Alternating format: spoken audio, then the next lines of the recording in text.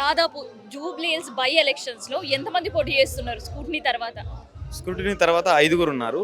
ఆ ఐదుగురు నలుగురు విత్డ్రా అయ్యి ఒక్కరు మాత్రమే బరిలో ఉంటారు. అది కూడా ఆమె అస్మా. ఎందుకంటే మైనారిటీ డిక్లరేషన్ గురించి మాకు ఒక విశ్లేషమైన అవగాహన ఉంది కాబట్టి, కాంగ్రెస్ ప్రభుత్వం ఏది కూడా మైనారిటీని పట్టించుకోలేదు కాబట్టి ఇప్పుడు దాకా, ఏదో ఎలక్షన్స్ వచ్చినాయి కాబట్టి వాళ్ళని పట్టించుకోవాలని కాబట్టి ఇలా అక్కడ తిరిగే పరిస్థితులు చేస్తున్నారు. కానీ మైనార్టీ మీద కాంగ్రెస్ పార్టీకి ఏ మాత్రం చిత్తశుద్ధి లేదు. మేము చెప్తున్నాం, మైనార్టీతో పాటు మా అభ్యర్థి అస్మా, మేము రేపు జరగబోయే జూబ్లీహిల్స్ ఎన్నికల్లో దాదాపుగా 100 మంది నిరుద్యోగులు ప్రచారం చేయబోతున్నాం. కాంగ్రెస్ పార్టీ నమ్మి మేము బస్ యాత్రలు చేస్తే కనీసం మాకు ఒక్క నోటిఫికేషన్ ఇవ్వకుండా గత ప్రభుత్వం ఇచ్చిన నోటిఫికేషన్ను మా నోటిఫికేషన్ అనుకుంటూ మాకు ఇప్పటిదాకా ఒక నోటిఫికేషన్ ఇవ్వలేదు. ఒక్కొక్క మంత్రి 60,000, 70,000, 80,000 అంటున్నారు. అది గత ప్రభుత్వం ఇచ్చిన నోటిఫికేషన్లు. మీరు వచ్చిన జాబ్ క్యాలెండర్ ఏంది? బట్టి విక్రమార్క గారు శాసనసభలో జాబ్ క్యాలెండర్ పెట్టింది, అది ఎక్కడికి వెళ్ళిపోయింది? జాబ్ క్యాలెండర్ కాస్త జాబ్లెస్ క్యాలెండర్గా మారిపోయింది. ఎందుకు పట్టించుకోవట్లేదు? నిరుద్యోగుల మీద ఏ మాత్రం సోయి లేని ప్రభుత్వం ఏది ఉంటే ఈ కాంగ్రెస్ గవర్నమెంటే. ఎందుకంటే గతంలో కాంగ్రెస్ పార్టీ కోసం బస్ యాత్రలు చేసి ఊళ్ళలో, మారుమూల తండాలలో, గ్రామాలలో పిల్లలు ఒక్కొక్కరు 10 మందిని ఇన్ఫ్లుయెన్స్ చేసి కాంగ్రెస్ పార్టీని గెలిపిస్తే మీరు ఒక నోటిఫికేషన్ ఇయ్యరా? జాబ్ క్యాలెండర్ ఎక్కడ పోయింది? 2 లక్షల ఉద్యోగాలు ఎక్కడ పోయింది? నిరుద్యోగ వృత్తి ఎక్కడ పోయింది? స్కాలర్షిప్లు ఎక్కడ పోయినాయి? ఏ వర్గానికి కూడా ఇలా న్యాయం చేయని ప్రభుత్వం ఇలా కాంగ్రెస్ ప్రభుత్వం. సో వారు 2 పార్టీల మధ్యలో ఉంటది. అటు బీఆర్ఎస్, ఇటు కాంగ్రెస్ మాత్రమే అని ఎక్స్పెక్ట్ చేశారు. అనుకోకుండా నిరుద్యోగుల ఎంట్రీ ఏంటి అసలుకి ఇది? మేమే గెలుస్తాం. ఎందుకంటే అక్కడ దాదాపుగా 46% యువకులు ఉన్నారు. వాళ్ళ మద్దతు ఉంటే చాలు. మాకు 46% యువకులే ఉన్నారు. మా బాధ వాళ్ళకి చెప్పగలుగుతాం. అరే, ఈ ప్రభుత్వం మమ్మల్ని మోసం చేసింది, ఇగో ఇవన్నీ జాబ్ క్యాలెండర్లు పెట్టింది, ఇప్పుడు దాకా నోటిఫికేషన్ ఇవ్వలేదు అని చెప్పేసి యువకులను మేము చెప్పే ప్రయత్నం చేస్తాము. ఇంకా మా అభ్యర్థి అస్మా కాబట్టి, మైనార్టీ కాబట్టి, ఇంకా మహిళలు 26% ఓటర్లు ఉన్నారు. మహిళలు యూసఫ్గూడలో, బోరాబండలో, ఫతేహ్ నగర్లో, మళ్ళీ ఫిలిం నగర్లో ఎన్ని ఓటర్ల జాబితా లిస్ట్ మా దగ్గర ఉంది. ఎవరైతే మహిళలు ఉన్నారో, యువకులు ఉన్నారో, ముఖ్యంగా యువకులనే టార్గెట్ చేస్తాం. ఎందుకంటే మా బాధలు చెప్పే ప్రయత్నం చేస్తాం. మా ఏజ్ వాళ్ళు ఉన్నారు కాబట్టి, సేమ్ ఏజ్ కాబట్టి మా బాధలు వాళ్ళకి ఈజీగా అర్థమవుతాయి. ఇంకా పెద్దోళ్ళకి చెప్పే వెళ్తాం, మీ బిడ్డలకు ఉద్యోగాలు రావు ఈ కాంగ్రెస్ పార్టీ చెప్పే ప్రయత్నం చేస్తాము. మా అభ్యర్థిని గెలిపించుకునే ప్రయత్నం ఖచ్చితంగా చేస్తాము. మీ అభ్యర్థిని గెలిపించే ప్రయత్నం మీరు ముమ్మరంగా చేస్తున్నారు. జూబ్లీ హిల్స్ కాన్స్టిట్యున్సీ చాలా చిన్న కాన్స్టిట్యున్సీ. ఆ కాన్స్టిట్యున్సీలో కూడా దొంగ ఓట్లు ఉన్నాయని బయటపడే పరిస్థితి. ఒక ఇంట్లో 14 ఓట్లు, వెంగళరావు నగర్ దగ్గర పోతే నిన్న ఒక 14 ఓట్లు బయటపడ్డాయి. సో ఏంది దొంగ ఓట్ల మధ్య గెలిచే అవకాశం ఉంటుందా?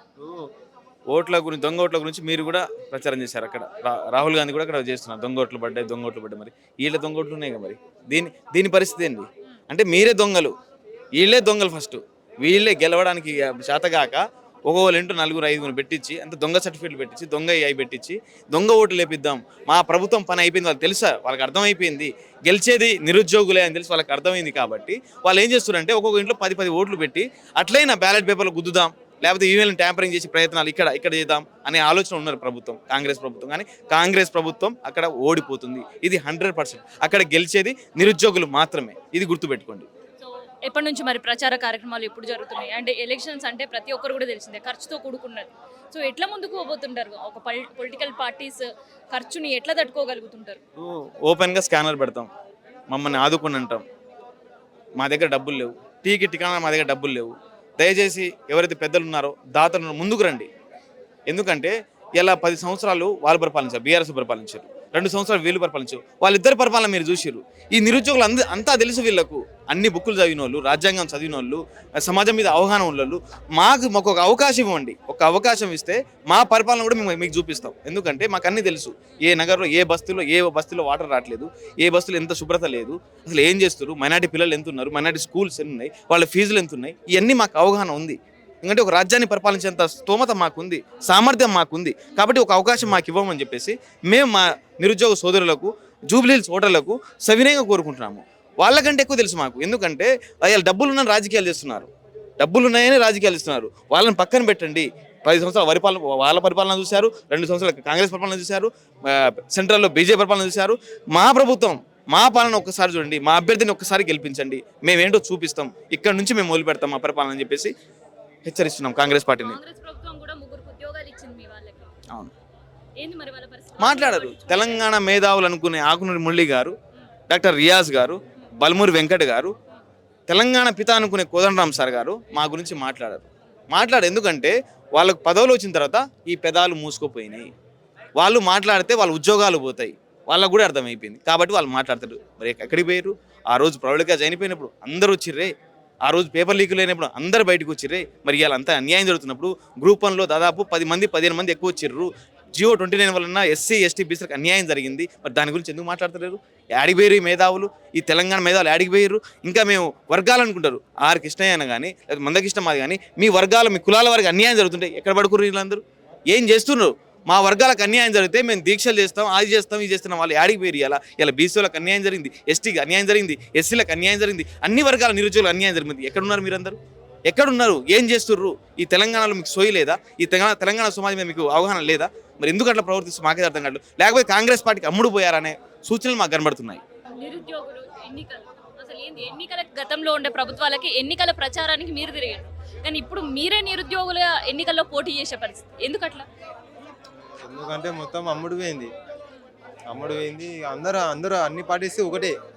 ఇక నిరుద్యోగులకి జాబ్స్ రావు. ఇక అందరికీ అర్థమైపోయింది ప్రజలకి.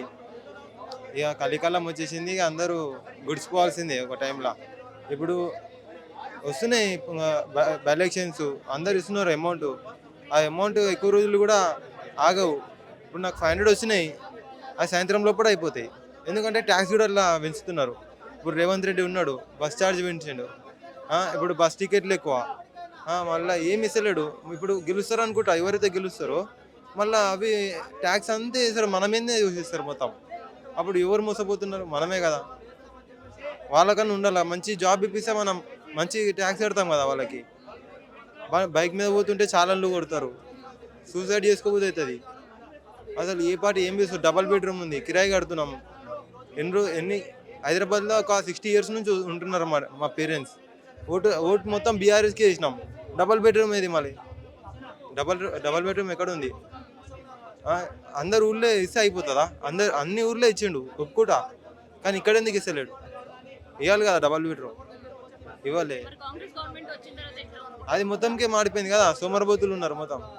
ఏడా ఫోన్లో అది కాంటాక్ట్ చేయమంటారు, మాట్లాడితేనేమో ఏముండదు, రెస్పాన్స్ ఏముండదు. అది ఇంకా కట్టిద్దామంటారు, జాగ లేదు, ఏమి లేదు, అవి ఇస్తాం ఇవి ఇస్తాం అని అన్నీ అంటారు, ఏమి ఇయ్యరు. ఇవన్నీ వేసి వేస్ట్ కదా. నాకు ఇంట్రెస్ట్ అయిపోయింది నాకు దీనిపైన. ఎవరికి ఏ ఊదైతలే నాకు. ఎవరికి వాళ్ళు చెప్పండి మీరు. వద్దంటున్నా ఎందుకు? మొత్తం అందరు ఒకటే. మొన్న ఇప్పుడు మామూలుగా అవును ఉంది, కానీ ఇప్పుడు మామూలుగా కామన్ మ్యాన్ ఉన్నాడు, అతను మంచి చేసే మనిషి ఉన్నాడు, అతనికి ఏమంటారా? మంచి చేసే వద్దంటారు ఈ ప్రజలు, అవునా కదా? వద్దంటారు. ఇప్పుడు ఇవన్నీ బీఆర్ఎస్, కాంగ్రెస్, బీజేపీ ఒకటే అయిపోయింది. ఇంకా ఎవరికి వేసేయండి, వేసి లాభం ఏముంది? ఇప్పుడు నాకు నిలబడిపించి మంచి చేస్తా అని నమ్మకం 10 మందికి వచ్చింది. వస్తే సరిపోదు కదా. అది సరిపోతుందా? సరిపోదు. నేను మోసం చేస్తా కదా, రేపటికన్నా ఎల్లుండి కన్నా మోసం చేస్తా. ఎందుకంటే నన్ను పైసా మార్చేస్తుంది. అట్లా ఇదేంటంటే ఒక గవర్నమెంట్ గట్టిగా నిలబడాలి, ఒక మంచిగా నిలబడాలి. సరిపోరు. ఎంతమంది కోట్ల ప్రజలు ఉన్నారు, సరిపోరు ఎవరికి. సార్, ఏపీలో జరిగిన బస్ ఇన్సిడెంట్ దాదాపు 18 మంది సజీవ దహనమైన పరిస్థితి. అవును, ఈ బస్సులకు సంబంధించిన విషయంలో 18 మంది ఆ రకంగా మరణించడం అనేది బాధాకరమైనటువంటి ఘటన. ఇది ప్రభుత్వాలు బస్సులు ఇస్తున్నప్పుడు వాటికి సంబంధించినటువంటి సరైనటువంటి యంత్రాంగం సరిగా ఉందా లేదా పర్యవేక్షణ లేదు. అట్లాగే ఇలాంటి ప్రమాదాలు జరిగేటప్పుడు దాన్ని ఆదుకోవడానికి తగినటువంటి ఏర్పాట్లు లేవు. ఆ డ్రైవరు వాళ్ళు కూడా ప్రజలు ఉండగానే అక్కడి నుంచి తప్పించుకొని వెళ్ళిపోయారు, ప్రజలను కాపాడే ప్రయత్నం చేయలేదనే విషయాలు తెలుస్తున్నాయి.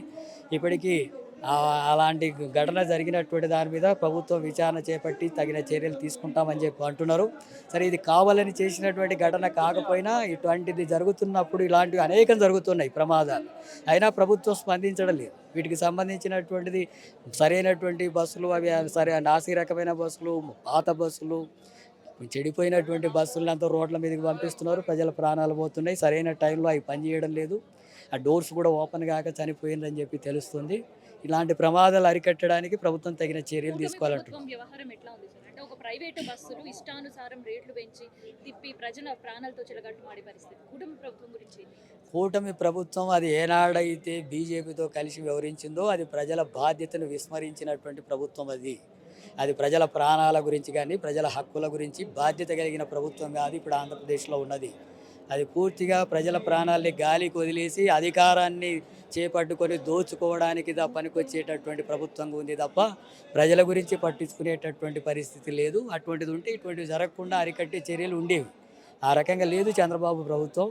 అందుకని అక్కడ కూడా ప్రభుత్వం పట్ల కూటమి పట్ల ప్రజల్లో వ్యతిరేకత పెరుగుతుంది. భవిష్యత్తులో ఆ ప్రభుత్వానికి కూడా అక్కడ వచ్చే ఎన్నికల్లో ఆ ప్రభుత్వం అధికారంలో ఉండే అవకాశమే ఉండదు. సో ఇది నిరుద్యోగులకి కాంగ్రెస్ పార్టీ బాకీ ఏంది? ఇది నిరుద్యోగులు కాంగ్రెస్ పార్టీని, ఈ బీఆర్ఎస్ పార్టీ అవకతవకల వల్ల కాంగ్రెస్ పార్టీని మేము ఇంటింటికి తిరిగి కాంగ్రెస్ పార్టీని ఇవాళ అధికారంలో తెచ్చుకున్నప్పుడు కాంగ్రెస్ పార్టీ మాకు నోటిఫికేషన్ ఇయ్యక పాత నోటిఫికేషన్ పత్రాలు ఇచ్చి మేము 50,000 ఇచ్చిన ఒక ఆయన అంటుండు, 70,000 ఇచ్చినామని ఇంకోటి ఆయన అంటుండు, 1,00,000 ఇచ్చినామని పొన్నం ప్రభాకర్ అంటుండు. మేము నిరుద్యోగులు ఒకటే డిమాండ్ చేస్తున్నాం, మీరు ఇచ్చింది ఏమో 5,000 ఉద్యోగాలు, అవి మాకు తెలుసు. మీరు మీ ప్రభుత్వంలో ఇచ్చిన ఉద్యోగాలని మీ లెక్కకు వస్తుంది కాబట్టి మీరు ఆ ప్రభుత్వంలో ఉన్న ఉద్యోగాలని మీ లెక్కలో పెట్టకండి. ఏదైనా ఉంటే మేము మీకు ఎంట ఉండి మీ ప్రభుత్వాన్ని గెలిపిస్తే ఇవాళ పేడ్ బ్యాచ్ అని మాకంటుడు. మేము ఇవాళ హాస్టల్లో తినక స్టడీ హాల్లో చదువుకొని ఇవాళ నోటిఫికేషన్లో అవకతవకలు జరుగుతున్నాయి. 46 జీవో మాది సూర్యాపేట, నల్గొండ సూర్యాపేట మా జిల్లా. 46 జీవో వల్ల మాకు మొత్తం అన్యాయం జరిగింది. హైదరాబాద్లో ఉన్న వాళ్ళకి 70 మార్కులకు ఉద్యోగం వస్తే మాకు 120 మార్కులు వచ్చినా ఉద్యోగం రాలేదు.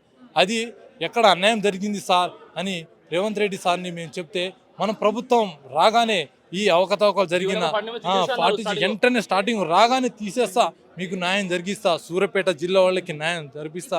జూబ్లీహిల్స్ బై ఎలక్షన్స్ నిరుద్యోగులు కూడా పోటీ చేస్తున్నారు. అసలు ఏం చెప్తారు అక్కడ ప్రజలకి? జూబ్లీహిల్స్ ప్రజలకు మీరు ఏం చెప్తారు? జూబ్లీహిల్స్ ప్రజలకి నేను ఒకటే నినాదం చెప్పేది, కాంగ్రెస్కి ఓటేయకండి.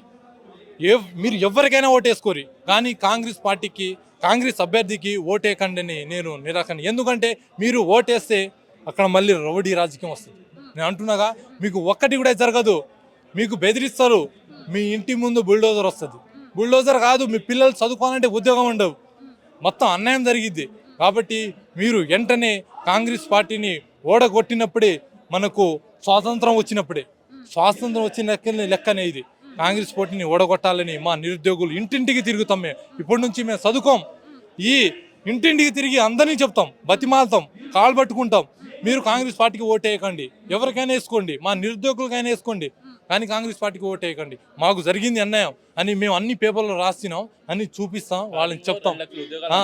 2 లక్షల ఉద్యోగాలు ఏం లేవు ఇప్పుడు దాకా చెప్పుకుంటూ పోతున్నాను. పొన్న బాబా ఏమంటుండు, ఆర్టీసీలో 3,000 ఉద్యోగాలు అన్నారు. ఇప్పుడు సంవత్సరం అయింది ఈ మాట చెప్పి, ఇప్పుడు భర్తీ చేయలే. అన్యాయం అయిపోయినాం మేము. ఇప్పుడు ఈ గవర్నమెంట్ గెలిపించి అన్యాయం అయిపోయినాం మేము. ఈ కేసీఆర్ వస్తే ఇట్లా చేస్తున్నాం, క్యారీ వస్తే ఇట్లా చేస్తున్నాం, ఎవరు ఏం చేయట్లేదు.